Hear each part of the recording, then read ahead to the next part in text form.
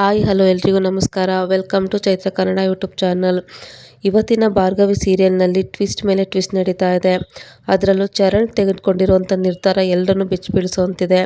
ಚರಣ್ ಏನು ಮಾಡಲು ಹೊರಟಿದ್ದಾನೆ, ಆ ನಿರ್ಧಾರದಿಂದ ಭಾರ್ಗವಿ ಜೀವನದಲ್ಲಿ ಏನಾದರೂ ಬದಲಾವಣೆ ಆಗುತ್ತಾ, ಈ ಎಲ್ಲ ವಿಚಾರಗಳನ್ನ ನಾನು ನಿಮಗೆ ವಿವರವಾಗಿ ಹೇಳ್ತೀನಿ. ಹಾಗಿದ್ರೆ ಈ ವಿಡಿಯೋನ ಸ್ಕಿಪ್ ಮಾಡದೆ ಕೊನೆವರೆಗೂ ಮಾಡಿಕೊಂಡು ನನಗೆ ಇವತ್ತಿನ ಎಪಿಸೋಡ್ ಅಪ್ಡೇಟ್ ಬೃಂದ ಶುರು ಮಾಡೋಣ. ಸ್ನೇಹಿತರಾಗಿದ್ದಾರೆ. ಅಪ್ಪಿ ತಪ್ಪಿ ಬೃಂದಾಗೆ ಏನಾದರೂ ನಾನೇ ಮಾಯನ್ನ ಪ್ರೆಗ್ನೆಂಟ್ ಮಾಡಿರೋದು ಅಂತ ಗೊತ್ತಾದರೆ ಖಂಡಿತ ಯಾವುದೇ ಕಾರಣಕ್ಕೂ ಅವಳು ಅದನ್ನು ತಡ್ಕೊಳ್ಳೋದಿಲ್ಲ. ಇಷ್ಟಕ್ಕೆಲ್ಲ ಕಾರಣ ನಾನೇ. ಅಪ್ಪನ ಮರ್ಯಾದೆ ಹೋಗುವಂಥ ಕೆಲಸ ಮಾಡಿದ್ದೀನಿ. ಇಂಥ ಸತ್ಯ ಏನಾದರೂ ಆಚೆ ಬಂದರೆ ಮರ್ಯಾದೆ ಹೋಗುತ್ತೆ, ಅದಕ್ಕಿಂತ ನಾನೇ ಸಾಯೋದು ವಾಸಿ ಅಂತ ಹೇಳಿಬಿಟ್ಟು ಚರಣ್ ಕೋಪ ಮಾಡಿಕೊಂಡು ವಿಷದ ಬಾಟ್ಲಿನ ಕೈಲಿಟ್ಕೊಂಡು ಕುಡಿಯೋಕೆ ಆಗ್ತಾನೆ. ಸರಿಯಾದ ಟೈಮಿಗೆ ಅರ್ಜುನ್ ಬಂದುಬಿಟ್ಟು ಏನಾಗಿದೆ ನಿನಗೆ, ಯಾಕೋ ವಿಷ ಕುಡಿತಾ ಇದೆಯಾ, ಸಾಯೋದಕ್ಕೆ ನೋಡ್ತಾ ಇದೆಯಾ, ಯಾಕೆ ಏನಾಯಿತು ನಿಜ ಹೇಳು, ಸಾಯುವಂಥ ಪರಿಸ್ಥಿತಿ ನಿನಗೇನಾಗಿದೆ ಅಂತ ಅರ್ಜುನ್ ಕೇಳಿದ ತಕ್ಷಣ ಯಾಕೆ ಅಂದರೆ ನಾನು ನಿಜವಾಗ್ಲೂ ಕೂಡ ಅಂಥ ಪರಿಸ್ಥಿತಿಯಲ್ಲಿ ಇದ್ದೀನಿ ಅಂತ ಹೇಳ್ತಾನೆ. ಇವಾಗ ತಾನೇ ಅಪ್ಪ ಆಗ್ತಾ ಇದೆಯಾ ಅಂತ ಖುಷಿಯಲ್ಲಿ ಇರಬೇಕಾದವನು ಸಾಯ್ತಾ ಇದೆಯಾ ಅಂದರೆ ನೀನು ಅದಕ್ಕೇನಾದರೂ ಮೋಸ ಮಾಡ್ತಿದೀಯಾ ಅಥವಾ ಬಲವಂತವಾಗಿ ತಾಯಿ ಆಗೋ ಥರ ಮಾಡ್ತಾ ಇದೆಯಾ, ಏನು ಹೇಳ್ತಾ ಇದೆಯಾ, ಏನು ಹೇಳು ಪ್ರಶ್ನೆ ಮಾಡಿದ ತಕ್ಷಣ ನೋಡು ಅರ್ಜುನ್, ನನ್ನಿಂದ ಯಾರಿಗೂ ಕೂಡ ತೊಂದರೆ ಆಗ್ತಾ ಇಲ್ಲ, ಆದರೆ ಅವರಿಬ್ಬರಿಂದ ನಡುವೆ ಸಿಗಾಕೊಂಡು ಸಾಯ್ತಾ ಇರೋದು ನಾನು ಕಣೋ ಅಂತ ಹೇಳ್ತಾನೆ. ಅವರಿಬ್ಬರು ಅಂದರೆ ಯಾರಣ್ಣ ಅಂತ ಅರ್ಜುನ್ ಕೇಳ್ತಾನೆ. ಹಾಗೆ ಮಾತಾಡ್ತಾ ಇರ್ಬೇಕಾದ್ರೆ ಅರ್ಜುನ್ ಹೇಳ್ತಾನೆ, ಬೇರೆ ಯಾರೂ ಅಲ್ಲ ಅರ್ಜುನ್, ಬೃಂದಾ ಮತ್ತು ಈ ಕಡೆ ನನ್ನ ಗರ್ಲ್ ಫ್ರೆಂಡ್ ಮಾಯಾ ಅಂತ ಹೇಳ್ತಾನೆ.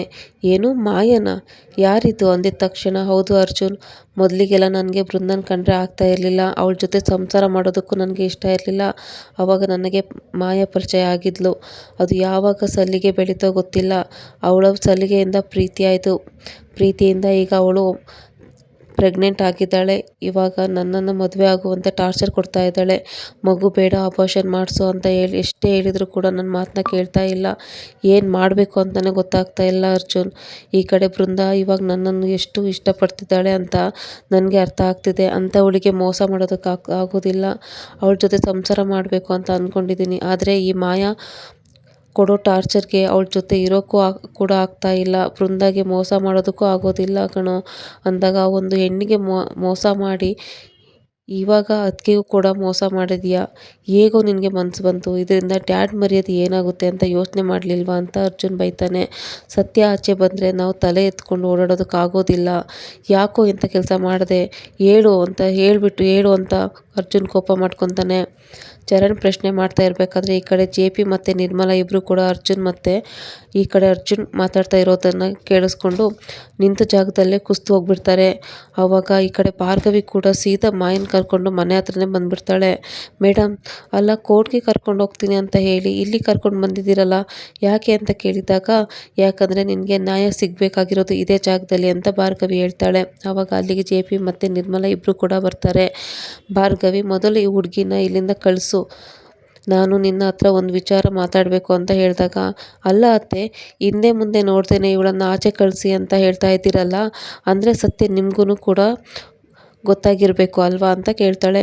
ಅದೇನೇ ಆಗಿರಲಿ, ಮೊದಲು ಇವಳನ್ನು ಕಳಿಸು ಅಂತ ಹೇಳಿದಾಗ ಈ ಕಡೆ ಬೃಂದಾ ಕೂಡ ನನಗೆ ಮಕ್ಕಳಾಗೋದಿಲ್ಲ ಅಂತ ಹೇಳಿಬಿಟ್ಟು ತುಂಬಾ ಅಳ್ತಾ ಇರ್ತಾಳೆ. ಯಾಕೆ ದೇವರೇ ಎಲ್ಲ ಕಷ್ಟ ನನಗೆ ಕೊಡ್ತಾ ಇದೀಯಾ, ನನ್ನ ತಾಯಿತನನ ಯಾಕೆ ಕಿತ್ಕೊಂಡೆ, ಅಪ್ಪಿ ತಪ್ಪಿ ಸತ್ಯ ಮನೆಯವ್ರಿಗೆ ಗೊತ್ತಾದರೆ ಏನು ಮಾಡೋದು ಅಂತ ಬೃಂದಾ ಅಳ್ತಾ ಇರಬೇಕಾದ್ರೆ ನಾನು ತಾಯಿ ಆಗೋಲ್ಲ ಅನ್ನೋದೇ ಸತ್ಯ, ನನಗೆ ಏನೇ ಆಗೋದಿಲ್ಲ ಅನ್ನೋದೇ ಕಾರಣ. ನೋಡು, ಮಾಯಾ ಹತ್ರ ಎಲ್ಲ ಡೀಟೇಲ್ಸ್ ಕಲೆಕ್ಟ್ ಮಾಡಿ ಯಾರಿಗೂ ಹೇಳುವ, ಮಾಯಿಗೆ ನ್ಯಾಯ ಕೊಡಿಸ್ಲೇಬೇಕು ಅಂದಾಗ, ಅಲ್ಲ ಅಕ್ಕ ಬೃಂದಾ ಅನ್ಕೋತಾ ಇರ್ತಾಳೆ, ಪೂರ್ತಿ ವಿಚಾರ ಯಾಕೆ ತಿಳ್ಕೊಂಡಿಲ್ಲ ನೀನು ಅಂತ ಭಾರ್ಗವಿ ಕೇಳ್ತಾಳೆ. ನಾನೇ ಯಾಕೆ ತಿಳ್ಕೊಬೇಕು ಪೂರ್ತಿ ವಿಚಾರ, ಬೇಕಾಗಿರೋದು ಮಾಯಾ ಹತ್ರ, ನೀನೇ ಎಲ್ಲ ಕೇಳಿ ಆ ಶಕ್ತಿ ಇದೆ ಅಂತ ಕಾರಣ ಆಗಿರೋ ವ್ಯಕ್ತಿ ಯಾರು ಅವಳು ಹೇಳ್ಕೊಂಡು ಗೊತ್ತಾ ಅಂತ ಭಾರ್ಗವಿ ಕೇಳ್ತಾಳೆ. ಅಯ್ಯೋ ನೀವೇನು ಹೇಳ್ತಾ ಇದ್ದಾಳೆ ನೋಡು ಭಾರ್ಗವಿ, ಎಷ್ಟು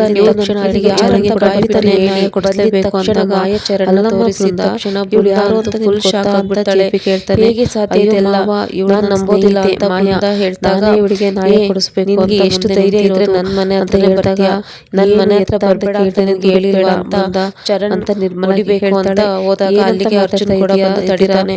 ಒಂದು ಹೆಣ್ಣಿನ ಮೇಲೆ ಕೈ ಮಾಡೋದಕ್ಕೆ ನಿನ್ಗೆ ನಾಚಿಕೆ ಆಗೋದಿಲ್ವಾ ಅಂತ ಹೇಳ್ದಾಗ, ಇದು ನನ್ನ ಪರ್ಸನಲ್ ವಿಚಾರ ಅಂತ ಹೇಳ್ತಾನೆ. ಬಿಟ್ಟು ನಾವೇ ಮನೆ ಮರ್ಯಾದೆ ಪ್ರಶ್ನೆ, ನಾನು ಇದಕ್ಕೆ ತಲೆ ಬೃಂದ ಕೇಳ್ತಾಳೆ. ಅವಾಗ ಭಾರ್ಗವಿ ಕೂಡ ತುಂಬಾನೇ ಬೇಜಾರು ಹೇಳಿದ ತಕ್ಷಣ ಅಯ್ಯೋ ನಾನು ತೆಂಗಿಗಿಂತ ಹೆಚ್ಚಾಗಿ ನಿನ್ನ ಮೊದಲು ನಿನಗೆ ಯಾವ ನ್ಯಾಯತೆ ಆದ್ರೆ ನೀನೇ ನನ್ನ ಸಂಸಾರ ಹೊಡಿತೀಯ ಅಂತ ಅನ್ಕೊಂಡಿರ್ಲಿಲ್ಲ. ಎಷ್ಟು ಧೈರ್ಯ ಇದ್ರೆ ನೀನು ನನ್ನ ಗಂಡ ನೋಡಿ ಯಾವುದೇ ಕಾರಣಕ್ಕೂ ಈ ಹುಡುಗಿಗೆ ಮಾತ್ರ ಅನ್ಯಾಯ ಆಗಬಾರ್ದು ಅಂತ ಅರ್ಜುನ್ ಹೇಳ್ತಾನೆ. ಹಾಗಿದ್ರೆ ನನಗೆ ಅನ್ಯಾಯ ಆದರೆ ಪರವಾಗಿಲ್ವಾ ಅರ್ಜುನ್, ನನಗೆ ಮೋಸ ಆದ್ರೂ ಕೂಡ ಪರವಾಗಿಲ್ವಾ ಅಂತ ಬೃಂದ ಕೇಳಿದ ತಕ್ಷಣ ಹಾಗಿದ್ರೆ ಸತ್ಯ ಎಲ್ಲರಿಗೂ ಕೂಡ ಗೊತ್ತು, ಅದು ಮಾಯಾ ಮತ್ತು ಬೃಂದ ಅಕ್ಕನ್ಬಿಟ್ಟು ಅಂತ ಭಾರ್ಗವಿ ಹೇಳಿದ ತಕ್ಷಣ ಇಲ್ಲ ಭಾರ್ಗವಿ ಅವರೇ, ನನಗೂ ಕೂಡ ಸತ್ಯ ಗೊತ್ತಾಗಿದ್ದು ಇವಾಗ ತಾನೆ ಅಂತ ಅರ್ಜುನ್ ಹೇಳ್ತಾನೆ. ಒಂದೇ ಒಂದ್ಸಲ ಈ ರೀತಿ ನಡೆದೋಯ್ತು ಅಂದ ತಕ್ಷಣ ಅಯ್ಯೋ ದೇವ್ರೆ ನಿಜವಾಗ್ಲೂ ಇದನ್ನ ನಾನು ನಂಬೇಕಾ, ಇಲ್ಲ ಸಾಧ್ಯನೇ ಇಲ್ಲ ಚರಣ್, ನಾನು ಇಷ್ಟಕ್ಕೆಲ್ಲ ಕಾರಣ ಅವನೇ ಅಂತ ಮಾಯಾ ಹೇಳ್ತಾಳೆ.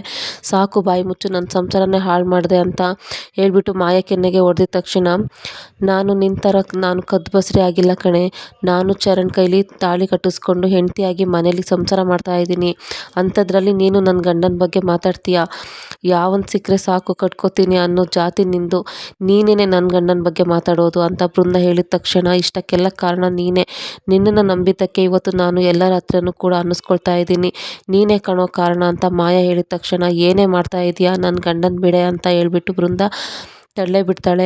ಅಯ್ಯೋ ನನಗೆ ಇವಾಗ ಎಲ್ಲ ತುಂಬ ಚೆನ್ನಾಗಿ ಅರ್ಥ ಆಗೋಯ್ತು, ಮೊದಲಿಗೆ ನನ್ನನ್ನು ಪ್ರೀತಿ ಮಾಡ್ತೀನಿ ಅಂತ ನಂಬಿಸಿ ನನ್ನನ್ನು ಪ್ರೆಗ್ನೆಂಟ್ ಮಾಡಿದರು, ಇವಾಗ ಇನ್ನೊಬ್ಬರು ಮನೆಗೆ ನ್ಯಾಯ ಕೊಡಿಸ್ತೀನಿ ಅಂತ ಕರ್ಕೊಂಡು ಬಂದು ಬೀದಿಲಿ ನಿಲ್ಲಿಸಿ ನನಗೆ ಅವಮಾನ ಮಾಡ್ತಾ ಇದ್ದಾರೆ. ನೀವೇನು, ನಿಮ್ಮ ಫ್ಯಾಮಿಲಿ ಏನು, ನಿಮ್ಮ ಯೋಗ್ಯತೆ ಏನು ಅಂತ ನನಗೆ ತುಂಬ ಚೆನ್ನಾಗಿ ಗೊತ್ತಾಯಿತು ಭಾರ್ಗವಿ ಅವರೇ, ನಿಮ್ಮ ಬಗ್ಗೆ ನಾನು ಕೂಡ ಕೇಳಿದ್ದೀನಿ, ಅನ್ಯಾಯ ಅಂತ ಬಂದರೆ ಯಾವುದೇ ಕಾರಣಕ್ಕೂ ನೀವು ಸುಮ್ಮನೆ ಇರೋದಿಲ್ಲ, ನ್ಯಾಯದ ಪರವಾಗಿ ನಿಲ್ತೀರಾ ಅಂತ. ಆಗಿದ್ರೆ ಇವಾಗ ನ್ಯಾಯ ಅನ್ಯಾಯ ಎರಡೂ ಕೂಡ ನಿಮ್ಮ ಮುಂದೆ ಇದೆ, ಸ್ವಂತ ಅಕ್ಕನ ಪರವಾಗಿ ನಿಲ್ತಿರೋ ಅಥವಾ ಅನ್ಯಾಯ ಆಗಿರೋ ಹೆಣ್ಣಿನ ಪರವಾಗಿ ನಿಲ್ತಿರೋ